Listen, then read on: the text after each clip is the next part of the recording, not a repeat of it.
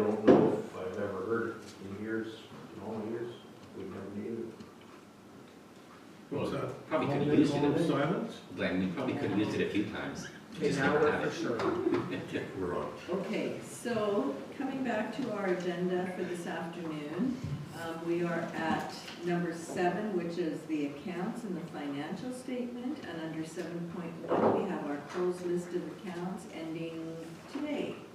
So, resolved, council approve the January 24th, 2023 list of accounts, check numbers 23000014 to 23000110 in the amount of $274,153.31 per payment.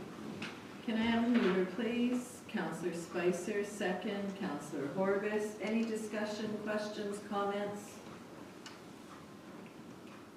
Hearing and seeing none, I'll call the question. All those in favor, opposed, and that is carried. 7.2, we do have a grant that we would like to move forward today, and Tammy was just here presenting on this particular topic, so I'm pretty sure we may have a resolution here. Yes, we do, Madam Mayor. Thank The you. request is for $3,500, and the resolution is resolved. Council approve the following 2023 requested grant request for the START program for $3,500. Thank you for that. Can I have a mover? Councillor Bazarowicz, Councillor Spicer seconds. Any discussion? Hearing and seeing none, I'll call the question. All those in favor, opposed, and that is carried. Okay, moving down to the bylaws. So, Madam Mayor, as part of bylaw number 1 of 2023 is our requirement for an annual line of credit request that with our credit union, they require an annual passing of a bylaw to be able to get that amount for the annual amount. As previously, we are requesting for the annual line of credit for the mayor and the CAO to sign off on, and the resolution has been provided. If you'd like, a report has been, the bylaw has been provided, and what I can do is provide the resolution. Thank you for that. If there are no questions, I will ask for the resolution to be brought forward, and we can, this is for first reading for the bylaw, so we can move forward with that. Resolve bylaw 1 of 2023 being a bylaw of the Rural Municipality of St. Clements to provide for the renewal of the annual operating line credit for the current year expenditures, if required, be given first reading. Can I have a mover, please? Councillor Sutherland, second. Councillor Strang. Any discussion? Hearing and seeing none, I'll call the question. All those in favor, opposed, and that is carried. The next item we have is bylaw number 2 of 2023, and that is first reading for South St. Clements Utility Phase 2. Thank you, Madam Mayor. This is for the local improvement district. Letters have been sent out to all residents in the area, informing them that we were moving forward with the local improvement district plan, as well as what we've identified is some public sessions, public open houses that we're scheduling in February as part of this, and at the end of January and February, and what we are now passing in order to meet our legislative requirements for the bylaw to be able to have first reading for the bylaw, as well as notice of the public hearing has been brought forward. Okay, any questions or comments? I would ask that the resolution be brought forward, please. Resolved, bylaw 2 of 2023 being a bylaw of the Rural Municipality of St. Clements to authorize the borrowing and expenditure of money for the installation of a low-pressure sewer system as a local improvement in South St. Clements utility catchment area be given first reading. May I have a mover, please? Councillor Bazarowicz, Councillor Boulanger seconds. Any discussion? Yeah. Go ahead. So, are we still getting interest? Like, are people still calling in, asking or signing up? We've identified the people on the bylaw that have already shown interest, and we've had a few since we originally notified people last year that we were looking at doing a bylaw. We will probably see maybe more interest or an understanding of the individuals. Once they know the numbers, then they know what the expectations are.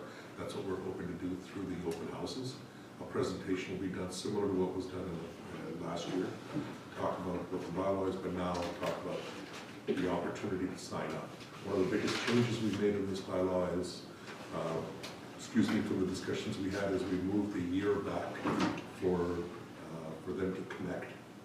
So you can pay for the LID and you have up till 3 years to connect, after which then charges will become on a quarterly basis for the sewer service.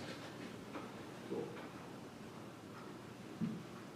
Anybody else have anything? I haven't really had a second.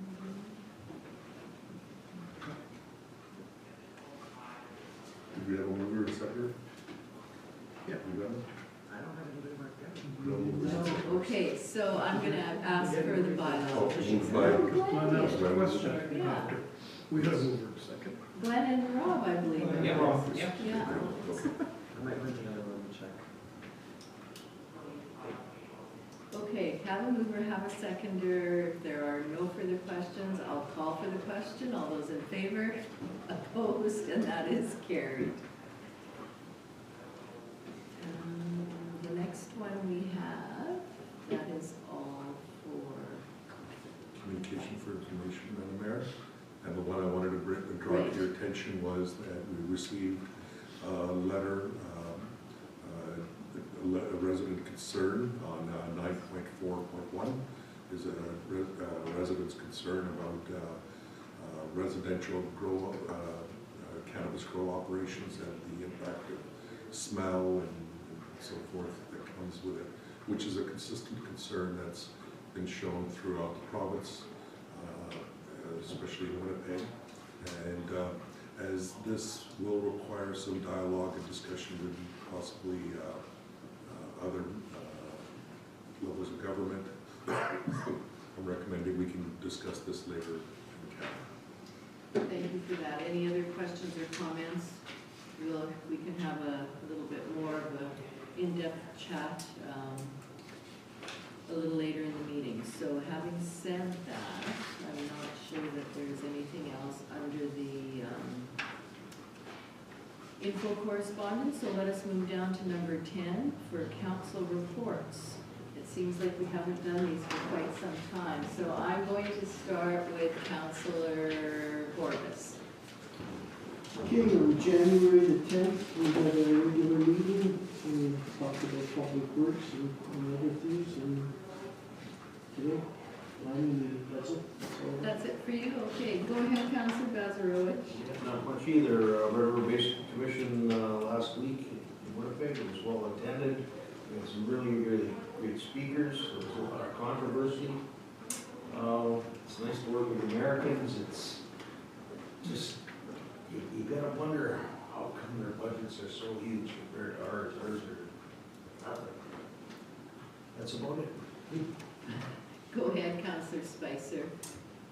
So on January the 17th and 19th, I took EDI anti-racism training, and you'll notice that our presentations on the information section, so I encourage you to take a look at them, and maybe we can have a discussion at another time. January 19th, we had a Gaynor Regional Library meeting. I anticipate you'll be getting a request to meet with council coming up in the near future. January 20th, we had a Plan 2050 meeting. This was the 6th workshop. This one is on the updated plan, and I believe that our administration has provided an email so you can take a look at the updated plan. There are going to be some challenges, I think, from what council is looking at and what the plan says. Essentially, timeline is they want to try and get the plan approved in the next couple of years, and then there will be required changes to develop the plan and zoning bylaws so they all connect together. We'll have 3 years to do that after that.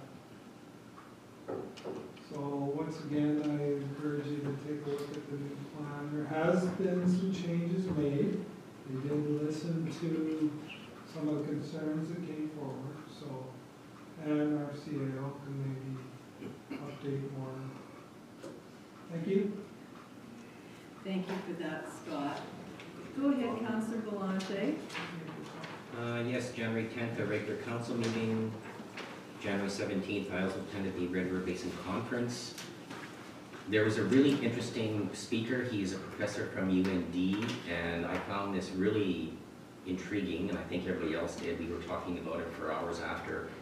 His study was on a historical look as to how historically phosphorus levels could have been increased in the lower watershed, like the lake here in Winnipeg, historically. So what he did was he started at the very beginning by looking at an explorer, and I should have jotted down the explorer's name, but an explorer he actually had excerpts from his diary from 18 whatever, and he started there and he said, this is an explorer who was at this location just up in the States, just south of Emerson, and the explorer at that time, in this particular time of year, saw hundreds of thousands of bison as the eye could see, and he explained how overwhelming it was. And he went on in other excerpts from the diary to say that later on in the year with some high rains, he saw thousands of rotting carcasses floating past him on the river, all heading south, eventually ending up in Lake Winnipeg. So the correlation he thought he would try to do as an interesting study would see if there was a correlation to all those thousands of rotting carcasses back in 18 whatever, if there was a correlation to increased phosphorus levels from that rotting flesh and bones. The stench was, he said, it was all over the shores as far as eyes could see. So sure enough, they come down to Lake Winnipeg and they do some core samples, and in the core, as we all know, you can look at different dates. And in that time frame of 1801 or whatever, they did find increased levels of phosphorus in that sample. So it kind of gave credence to his mythology that perhaps there was an increase in phosphorus due to those thousands of carcasses. So he made different correlations, but I just found it really interesting how he was taking a historical look at, in the past, what happened in the past that could have raised phosphorus levels. I found it just neat. And continues to today, because now we have invasive species of fish that is eating the filter, Oh, okay. the plant, or the plant life. And it's not going back in, but it's doing this, ripping it out, and it's letting phosphorus back in. According to this thing. But again, the controversy thing. Interesting. Oh, it was. Interesting. Other than that, I had a weed board meeting on the 20th, and Councillor Sutherland and I attended in Selkirk, and we just went over this year's budget. We didn't approve this year's budget because there's still monies to come in from different RMs, and there was equipment that the weed board needs that hasn't been approved yet, so we'll approve the budget at the next meeting. And that's it. Okay, thank you for that. Go ahead, Councillor Strang. I also attended the Red River Basin Conference. One of the things, it was their 40th anniversary, and it was looking back on what they've done in the past 40 years.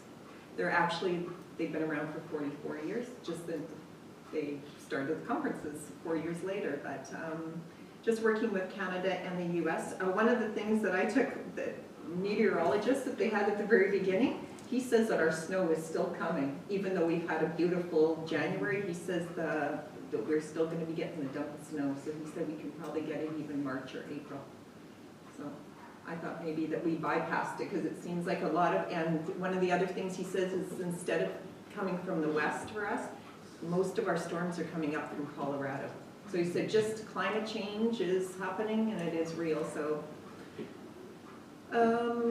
11 breakout sessions. They had I know at our AMM they only had 4. This one had 11 different topics. So I went to, one was emergency planning.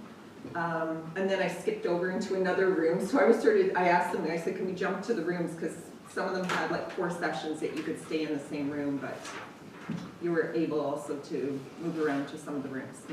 So they had actually quite a few topics. LiDAR was another one that they're going to be doing another update on. The goal of the conference too was for better water quality for both US and Canada. We did have an election of North Director, and thank you for all your support that I did win, thank you. And the thing that I did attend at the end, which was very interesting, which I guess I've never paid attention at the very end of the conference, was it's an international Red River Watershed Board and International Joint Commission, and they're right across there with Canada and the US, and there's people there that flew in from, it was the first time they were ever in Winnipeg, Washington and different areas of the US, but there's 4 places in Canada, and down in Emerson, Red River Basin works with them, and that's one of the 4 locations that they do work with the water control for Canada and US. Anyways, I found it a very interesting meeting. And January 19th, I also had an Interlake Tourism meeting, and one of the things that they're going to be bringing up is having an orientation session for their members. As with the elected officials, there's a 90% overturn in their group, so there's hardly any of us that are there from previous. I think there's only like 2 or 3 of us. So anyways, I thought that was a great thing, and I thought, you know what, there's lots of other boards or committees that would be a good thing for them, because I know when I came on some of the brand new ones, everybody was just plugging away doing their work, and you didn't really get to know about, but they're going to have a 1-day session, and actually they're going to have it at Okanagan Marsh. So we were just talking about doing some kind of like a retreat thing, but they're going to do something like that. So, and that's it for me.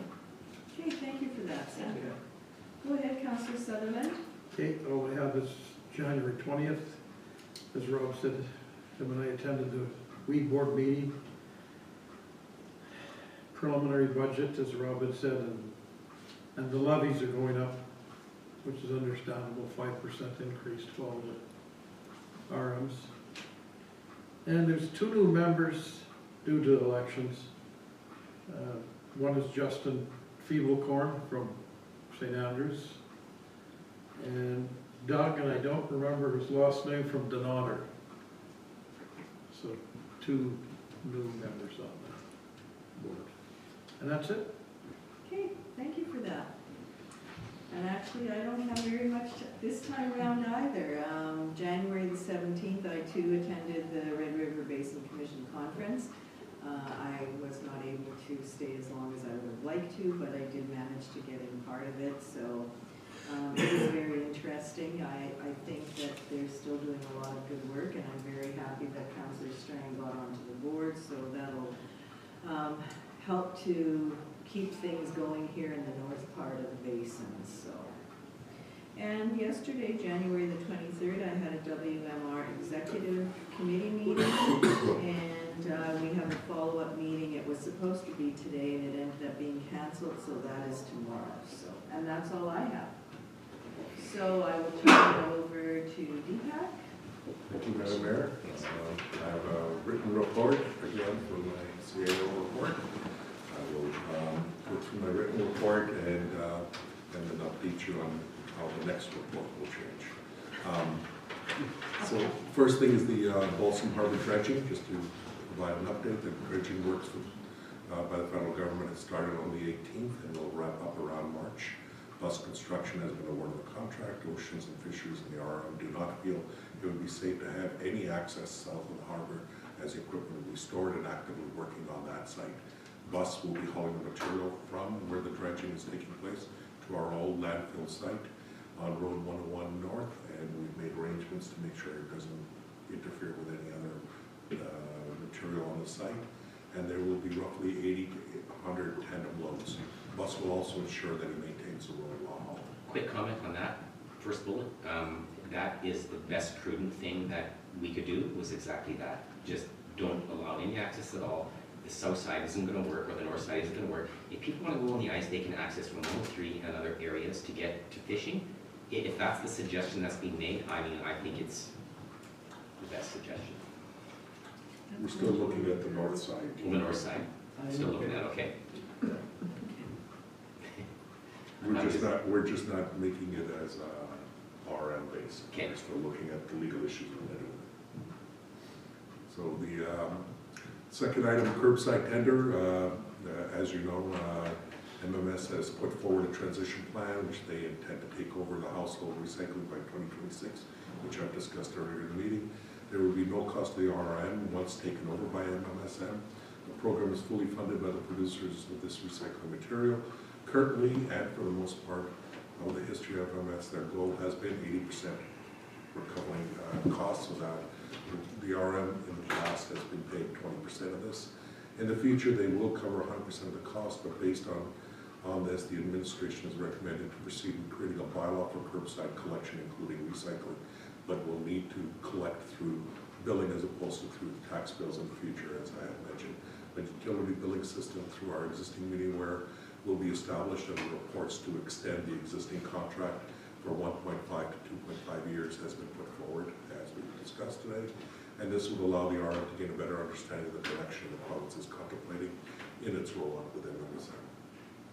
The other is the daycare project in East Selkirk, and the CCDC contract has been, and the supplementary conditions have been reviewed by JQ Build, who will be signing this, which will now limit any liability on the part of the RM as well as the WMR. And financial assistance agreements with the province are to be signed, and we're just waiting for the forgivable grant monies to be transferred over to the RM. The design build has been identified by the contractor's site team, and they will be on site by January 30th. They're going to start doing some site prep, and we anticipate the week after they will be putting in the piles. They had meetings yesterday with all approving authorities for the building permits, and those building permits will be going out so next week. I've had discussions with Red River Planning and Ryan Nickel, and looks like there shouldn't be any hiccups in the approval of the permits. And so on that, also council at the last meeting collected our daycare service provider, which is Hand in Hand Daycare. If we could, pretty helpful. I think he's trying to hit the. And somebody's coming in. Council has selected the daycare service provider, Hand in Hand Daycare. During the last council meeting, it is being vetted by the province. Once we get the final go-ahead, we will begin the negotiations for the lease agreement with them once confirmed by the province. The East Selkirk Water Treatment Plant, substantial review to be completed by WSP the week of January 23rd. So they're doing that this week, and substantial walkthrough will be on January 27th. So at which point we anticipate we will have substantial completion for the East Selkirk Water Treatment Plant. The general contract has noted that there will be some seasonal deficiencies, finishing grade swales, topsoil, and seed. They'll also need to test and possibly recompact the access road for the load ramping and the wear verifying for the truck fill as well. The training for the staff has been already scheduled for this week, and some of the training also occurred last week. And that's for the new card system and other things that will be used as part of it. The card system is for the truck fill. And so South St. Clement's Regional Force Main Project, as you know, final connection to the existing force main for the Lockport lift station has been completed. The force mains are operational, and the start of the one-year warranty will commence. Contractor has stated that the final grading and all of all disturbed areas along with the placement of topsoil and seed will be completed in the spring. WSP has stated that there would be some deficiency holdback until that's complete. At present, the existing Lockport pumps seem to be unable to operate through the new force main properly. This is what I am giving you as a heads up, that we're having some issues with the pumps for the Lockports. The Lockport treatment plant is still working, and the pumps aren't as conveying it right to the lagoon as we had anticipated. We're not sure what the problem is. The pumps seem to have the capacity to pump in, but for some reason the engineers can't figure out why they're not doing it, so they're wondering if it's something to do with the pumps. Last week, the RM negotiated to get those pumps tested off-site, so we had the plants shut down, and we sent the pumps over one at a time to see if there's anything wrong with the impellers or something. what's Whether causing it. cavitating or, Yeah, exactly, we don't know what's happening, so worst case, we may be buying some additional pumps, but the intent is, at the end of the day, we will have a lift station there, so that's our goal for the next phase anyways, for a new lift station. The RM has proceeded with utilizing a contractor, as I mentioned, to test both pumps and determine what may be causing the problem, and I'll keep you updated on that. Curb stop connections. January 13th, a mailer, as we had discussed, was sent out to all properties that may be able to participate in the local improvement district, providing an opportunity to connect to the municipal sewer from the southern boundary of Lockport up to Lockport between Red River and the CMR rail line. The extent of the letter was to provide an update of the project timelines and details. The municipal contract for installation of the service line extensions and the curb have been awarded and will commence in the spring of 2023. Only those who have voluntarily enrolled for the LID or paid in advance will have curb stops installed. So this is a voluntary LID, just wanted to clarify that. And the first properties to receive the curb stops will be those who paid in cash in advance, followed by those who may be a local improvement district subject to its approval by the municipal board. Those properties participating will have up to 3 years to make connection from their dwelling to the system. So July 1st, 2026, as opposed to originally was communicated July 1st, 2025, mainly because we had delays due to weather and construction. Anyone not wishing to participate in the pre-sale at this time will not be affected. Open houses are scheduled on January 30th and February 9th at 6:30 p.m. And on this, these are open houses for the LID. If council members wish to attend, they can. Everyone within the catchment area is encouraged to attend and receive the information on the project. RM will do a presentation on the local improvement district bylaw, project description updates, and residents can register for the LID at that location on that day as well. A public hearing for the voluntary LID has been scheduled for February 21st at 6:30 p.m. at the municipal office located here. And so the audit of 2021 to 2022, the exchange group of auditors have been provided the necessary documents for the 2021 audit, and once complete, we'll begin the 2022 audit. As of just this morning, we received some more further questions in the 2021 audit, which we'll feed back to them very shortly, and then they feel that they can finish the, if we get this done shortly, then we'll be able to do the 2022 audit by March or May of this year. And so, May of this year, sorry, not March. Daycare in South St. Clements. So, as you know, that we made, I had informed council that we would be submitting for an expression of interest for a second daycare in South St. Clements. An expression of interest was submitted for the Ready to Move Child Care Capital Initiative, and similar to this one, it will be again for a minimum 2 acres service land, 50 years free rent provided to the care provider, and land and building support services, including maintenance and repairs, would be the responsibilities of the RM. Priority will be given to 8 new child care centers in rural and indigenous communities. On this round again, we've demonstrated child care needs. The construction costs will be fully funded as the current one. Yesterday evening, I met at 7 o'clock with one of the child care providers to see if they were interested in this, and I can fill you in on that later. The application has been made, and again, we've put forward the application as part of the JQ build because it's a proven system that seems to be working. So next is the Colville sidewalk. Manitoba Infrastructure has approved the request for a sidewalk on ERT 12 on Colville. Discussions have been started with SMM to begin the public consultations, and a review of the infrastructure requirements has been initiated. I have some further comments to address on this as to further dialogue and discussion with the province of Manitoba, and that's on in camera because it requires negotiations. The way you worded it, Manitoba Infrastructure has approved the request for a sidewalk? I don't, like... Yes. Is that... We received that. Yeah, we got that last year or the year before, didn't we?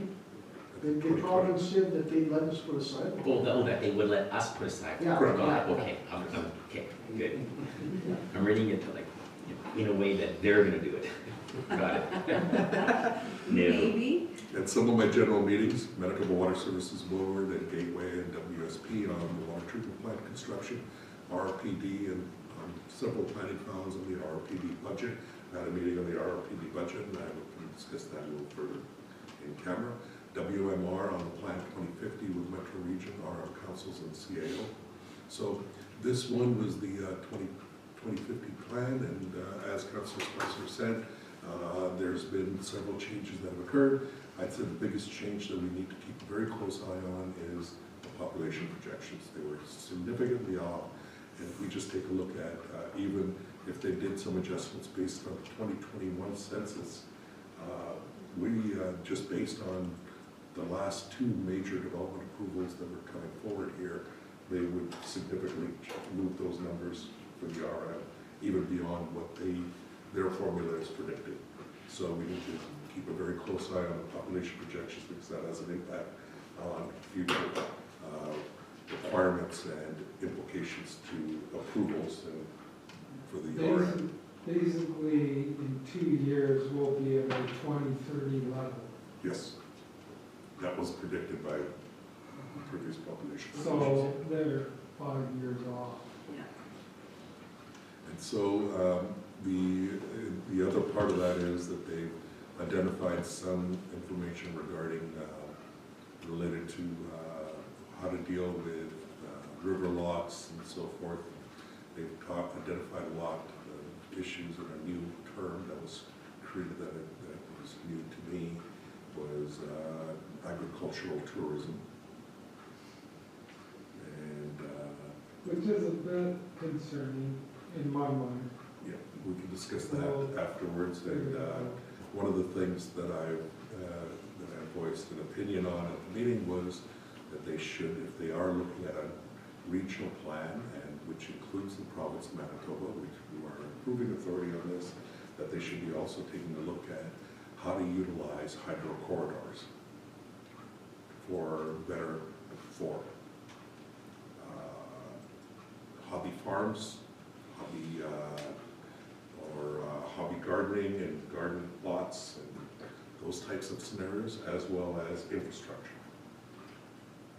And it's not an unheard of thing, because as you know, Bishop Brandon is on a hydro corridor in Winnipeg. The rapid transit line in Winnipeg goes along a hydro corridor.